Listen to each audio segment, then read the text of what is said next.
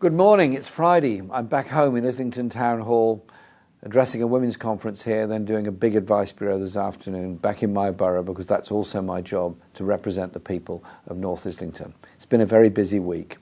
I managed to raise the issue of human rights in Saudi Arabia during my conference speech, and also the good news is this week the government has cancelled the prison contract with Saudi Arabia, but there's still huge concerns over Mohammed Al-Namar and Carl Andre, who is facing 350 lashes. We have to be strong on human rights, not just in Saudi Arabia, but all over the world, and that I'm going to continue to do.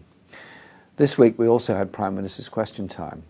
I raised the issue of cuts in tax credits to the poorest and most vulnerable people in this country.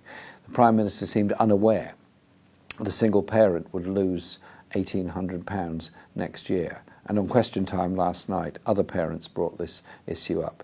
It's got to be stopped. We're opposing it just as much as we're opposing the government's whole economic austerity agenda, which is hitting the poorest and most vulnerable in this country, while the richest get huge tax relief through the cuts in inheritance tax. Things have got to change, and we're going to do our best to make sure that they do change.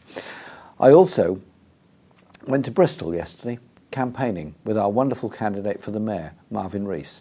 We did a big voter registration rally which was oversubscribed after only a few hours of emails being sent out inviting people to come to it.